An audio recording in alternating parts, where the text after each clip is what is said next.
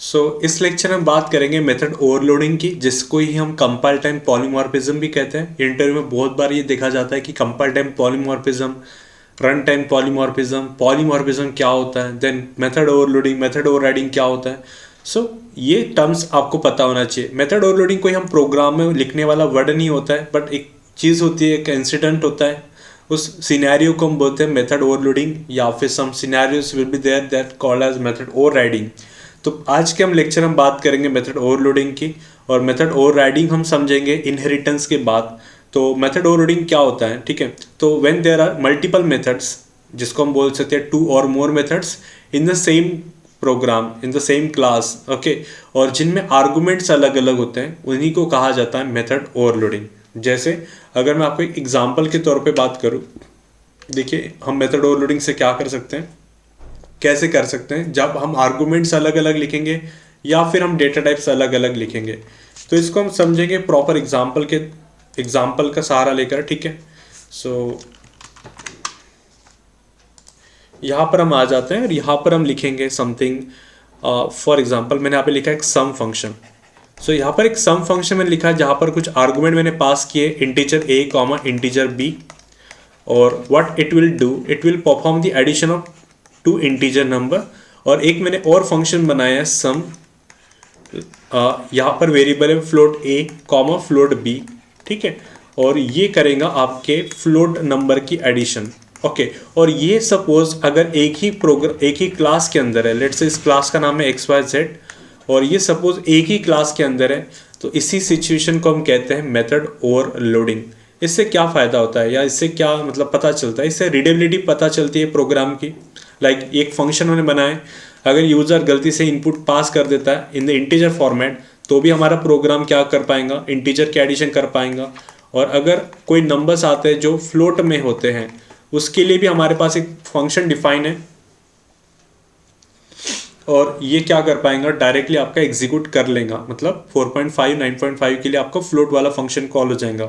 तो इससे क्या होता है, इससे आपका बाइंडिंग हो जाता है कंपाइल टाइम पर ही। मतलब जब कंपाइलर स्कैन करेगा इस लाइन को, कंपाइलर जब इस लाइन को स्कैन करेगा, तो डिपेंडिंग अपॉन द आर्गूमेंट, मतलब मैं देखूंगा एक प्रोग्राम आपको समझाऊंगा, उसमें ये बहुत चीज़ें क्लियर हो जाएंगी, बट आप हल्का हल्का समझ लीजिए यहाँ पर कि जब मैं सम फंक्शन को कॉल कर रहा हूँ और 4 और 5 इस आर्गुमेंट को पास कर रहा हूँ, तो depending upon the argument compiler ही क्या कर लेता है, इसको इस लाइन के साथ बाइंड कर लेता है। और जब हमने इस अगेंस्ट सम फंक्शन को कॉल किया है and I have pass sum float argument 4.5 9.5, तो इस लाइन को इस लाइन के साथ क्या कर लेता है, बाइंड कर लेता है। तो कंपाइल टाइम ही बाइंडिंग हो जाती है डेटा की, इसीलिए इसको हम बोलते हैं अर्ली बाइंडिंग। क्योंकि 2 चीज़ें होती है, कंपाइलेशन पहले होता है, एग्जीक्यूशन बाद में होता है। एग्जीक्यूशन बाद में होता है, कंपाइलेशन पहले होता है।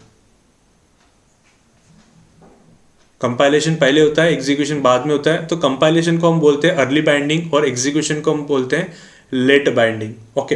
तो यहाँ पर बाइंडिंग पहले से होने के कारण क्या हो जाता है कि यहाँ पर आपका जो प्रोग्राम का स्पीड हो जाता है बढ़ जाता है। क्योंकि देखिए यहाँ पर अगर हम लाइक एग्जीक्यूशन जब हो रहा है, तो वहाँ पर अगर हम सर्चिंग करने को बोलेंगे तो वहाँ पर थोड़ा टाइम लग सकता है, बट यहाँ पर पहले से ही हो चुका है बाइंडिंग, जिसकी वजह से स्पीड क्या हो जाती है, बढ़ जाती है। तो ठीक है, अब एग्जाम्पल के थ्रू इसको समझने की कोशिश करते हैं कि how we can going to write the program for it.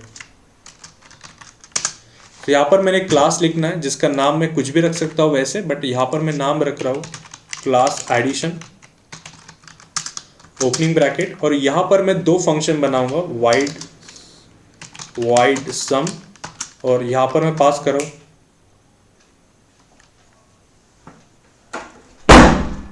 Wide int सम, या ए वेरिएबल इंट बी,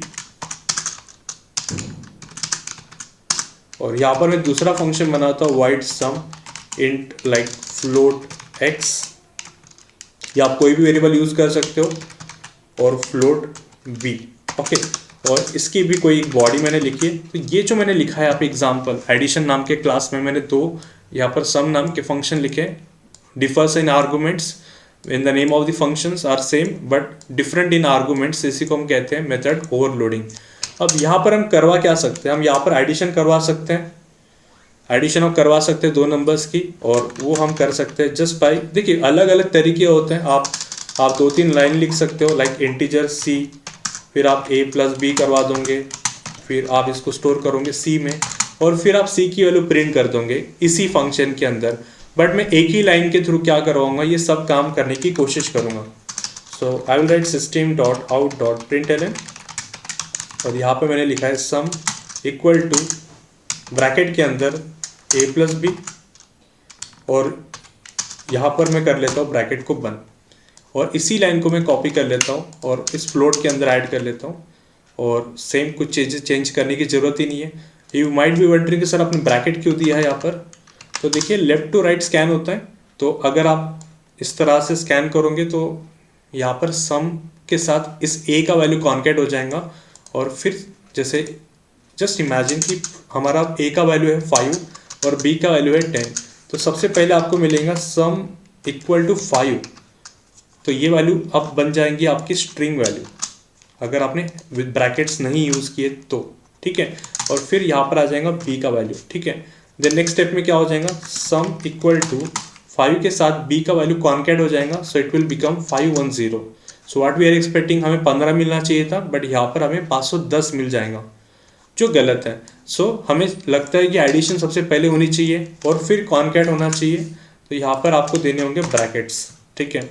तो yes, actually we had done everything. आपको एक बार याद करवा दूँ मेथड ओवरलोडिंग होता क्या है। व्हेन वी राइट 2 और more function with the same name with different arguments, we call it as method overloading. और इसका हम बनाएंगे object like class example, opening bracket, public static void main. इसके पहले जो हमने कंस्ट्रक्टर ओवरलोडिंग देखा वहाँ पर भी आपने सेम देखा होगा कि हम कंस्ट्रक्टर का नाम सेम लिख रहे थे और आर्गुमेंट सेम लिख रहे थे, बट वो क्योंकि कंस्ट्रक्टर थे इसीलिए उसको हम कंस्ट्रक्टर ओवरलोडिंग कह रहे हैं। और ये सिंपल हमारे मेथड्स हैं या फंक्शंस है, इसीलिए हम इसको फंक्शन ओवरलोडिंग या मेथड ओवरलोडिंग कहते हैं। स्ट्रिंग args ओपनिंग ब्रैकेट, और यहाँ पर हम ऑब्जेक्ट बनाएंगे हमारे एडिशन क्लास का, लेट से obj, आप कोई भी नाम यूज कर दीजिए, equal to new addition. Okay, so obj को हम पास करेंगे हमारा फंक्शन जो नॉर्मल मेंबर फंक्शन है सम, और again I will going to call the sum function. देखिए मैं पहली बार जब कॉल कर रहा हूँ तो यहाँ पे मैं 5.6 पास कर रहा हूँ, देन 7.8 पास कर रहा हूँ, एंड यहाँ पर मैं पास जब कर रहा हूँ वैल्यू, यहाँ पे मैंने 4 और 8 इस तरह की वैल्यू पास की है। देन ये मैंने अपने क्लास का क्लोज किया है और मेन का क्लोज किया है। तो अब ये जो मैंने यहाँ पर लिखा है, यहाँ पे कुछ मैंने मिस्टेक की है। आई होप आप मिस्टेक को आइडेंटिफाई कर सकते हो। नाउ आई होप आपने किया होगा।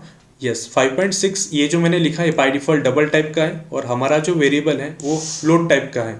तो यहाँ पर अगर हमें लगता है कि 5.6 इस फ्लोट में जाना चाहिए, so we have to convert this 5.6 into float. तो कैसे करोगे आप, ऐप लगाकर, और इसको भी आपको ऐप लगाना होगा, ठीक है। तो जब कंपाइलर इसको बाइनरी में कन्वर्ट कर रहा होगा, तो जब ये कंपाइलर इस लाइन को चेक कर लेगा तो देखेगा कि यस, इस एडिशन के पास सम नाम का फंक्शन है जो 2 इंटीजर आर्गुमेंट लेता है, और एक और सम नाम का फंक्शन है जो 2 फ्लोट आर्गुमेंट लेता है। तो ये जब लाइन एग्जीक्यूट होंगी या कंपाइल होंगी तो इसको बाइंड कर लेगा वो इस फंक्शन के साथ, और इस लाइन को वो बाइंड कर लेगा इस वाले फंक्शन के साथ। तो एग्जीक्यूशन के दौरान सिर्फ एग्जीक्यूशन का काम होगा, सोच विचार नहीं होगा, जिसके कारण टाइम आपका थोड़ा सा इम्प्रूव हो जाएगा इन मेथड ओवरलोडिंग। तो हम आते हैं हमारे डेस्कटॉप में, और हमारे पास एक जावा प्रोग्राम फोल्डर है, और इसको मैं सेव करता हूँ, ओवरलोडिंग एग्जाम्पल डॉट जावा इस नाम से, ठीक है। सो मिनिमाइज कर लेते हैं। हम आते हैं हमारे कमांड प्रॉम्प्ट पे, जावा सी जो कंपाइलेशन के लिए कमांड होती है, फाइल का नाम ओवरलोडिंग एग्जाम्पल डॉट जावा, कोई एरर नहीं है। जावा लिखेंगे, हमारे क्लास का नाम जिसमें हमारा मेन फंक्शन डिफाइन है, सो जिसका नाम है एग्जाम्पल। एंटर प्रेस करते हैं तो आप देखोगे फर्स्ट टाइम आपका कौन सा फंक्शन कॉल हुआ, फ्लोट वाला, और सेकेंड टाइम आपका यहाँ पर इंटीजर वाला फंक्शन कॉल हुआ, ठीक है। और इसको पॉलीमॉर्फिज्म क्यों कहते हैं, तो पॉलीमॉर्फिज्म की डेफिनेशन अगर आपको पता है, one thing has many forms. जैसे आप देखोगे मैंने obj.sum यहाँ पर भी लिखा है और obj.sum यहाँ पर भी लिखा है, एक ही चीज़ मैंने यहाँ पे लिखी है, but they have a different meaning. यहाँ पर मीनिंग है कि फ्लोट को कॉल करना, और यहाँ पर मीनिंग है इंटीजर वाले को कॉल करना। तो yes, this is what polymorphism is, कि हम पॉलीमॉर्फिज्म में दो ही चीज़ें आती है, एक मेथड ओवरलोडिंग, एक मेथड ओवरराइडिंग। तो आपने मेथड ओवरलोडिंग यहाँ पे समझ लिया है, और इसी से रिलेटेड आप और भी कुछ फंक्शन बना सकते हो। अगले लेक्चर में बात करते हैं इनहेरिटेंस के बारे में।